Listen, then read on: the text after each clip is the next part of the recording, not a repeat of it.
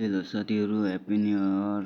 आज नयाँ वर्षको दिन पनि काममा जानै पर्यो। अर्डर आएको थियो रहेछ यतैको मसला पुऱ्याउने बोरामा, त्यहाँ झोलामा हालेर अब चल्दिएको। अब उता के अर्डर पुऱ्याउन अब अर्डर पुऱ्याउँदा पनि अब थोरै सामान बोयो चाहिँ थापाचोकै अब रोड बन्दैछ नि त, मेन रोड बाटो यस्तो बिग्रिरहेछ नि खत्तम हुन्छ।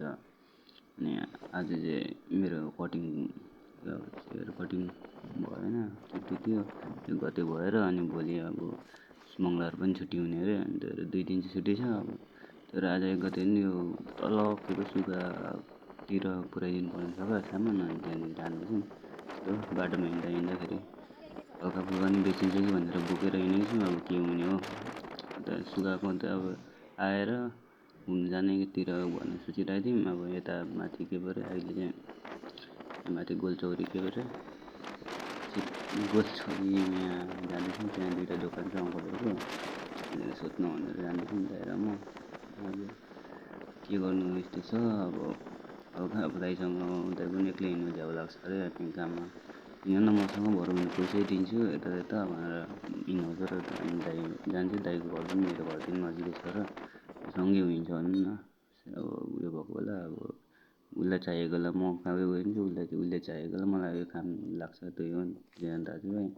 अनि अङ्कलकोमा अङ्कल दाइले सोध्नु गुन्दैछ अब उठेर आइपुग्यो दोकानमा राखेको छ नि त दाइको सामानहरू।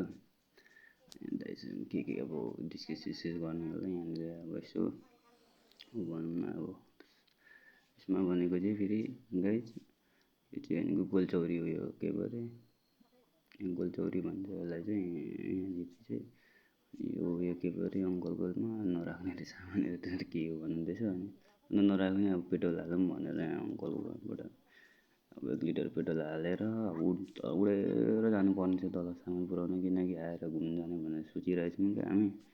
अब हल्का फुल्का बेच्दै गयो अब यस्तो खर्च पनि हुन्छ नि त। खर्च त अब थियो तर पनि अब त्यो अर्डरको लागि हिँडेको। हिँडेपछि अब पेट्रोलको यसो उयो गर्नुपर्यो, पैसा उठाउनु पर्छ नि त। त्यही भएर हल्का बाहिर पनि बेच्दै त्यो अर्डरको पुऱ्याइदिँदैछु। अब यहाँ दाइ अङ्कलको चाहिँ नराख्ने र अङ्कलकोबाट पेट्रोल हालेर अब उडेर जानुपर्ने छ साथीहरू। अब यहाँ के परे एलपी रोडको जङ्गल उतापट्टिको बाटोको जङ्गल आइपुग्यौँ। यहाँनिर जान्छौँ अब बोक्रे पुग्नु लागि भनौँ न। अब यहाँनिर बोक्रे पुगेर त्यहाँ टाढो छ नि तल सुगा भनेको यहाँ हो, टाढो छ नि सुगा पुगेर आउनुपर्ने छ साथीहरू। त्यस्तै छ अब यो अब के भन्नु तपाईँहरूलाई, मजाले लास्टसम्म हेरिदिनु होला, सपोर्ट गरिदिनु होला। त्यही हो अब अरू त के भन्नु। पछि बिस्तारै अब के हुने हो।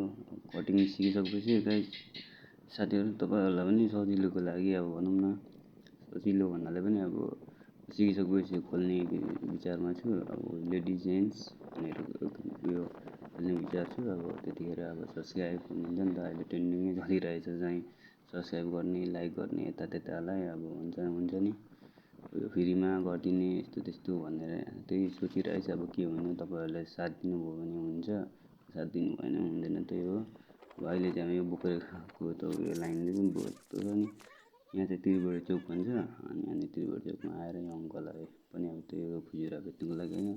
अङ्कललाई उयो पानजिरा सोचेको राख्ने हामी भएर। अनि पानजिरा एउटा 1 प्याकेट यहाँ दिएर 250 1 प्याकेटको। 1 प्याकेट भाँडालाई 1 प्याकेटमा चाहिँ 20वटा हुन्छ क्या त बेच्ने दोकानले, मलाई होलसेल आउँछ क्या।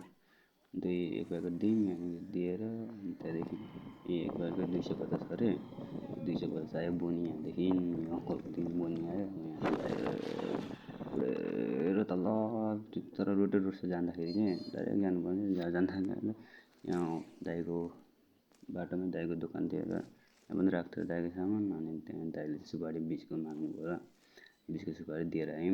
जसरी 20को सुपारीमा चाहिँ 40 हुन्छ, 40वटा हानेपछि 40 प्याकेट हुन्छ।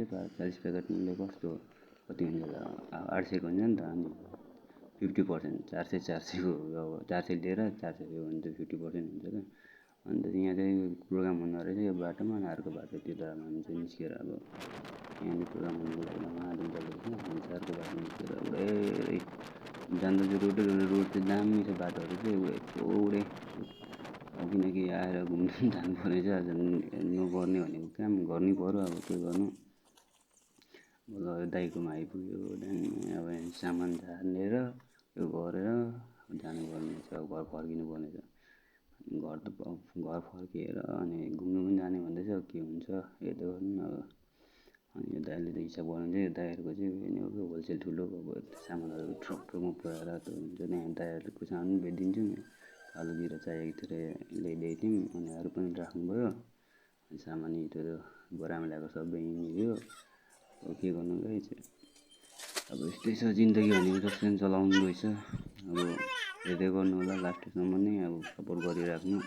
अब त्यस्तै हो, अब मैले अब बिचमा के भनेको छु, सपोर्ट गर्दा के हुन्छ यता त्यता अब त्यो विचार गर्नु होला। यहाँ चाहिँ अब सामान दिएर अब निस्किहाल्नु पर्ने, हतार छ त्यहाँ दिदीहरूले पनि।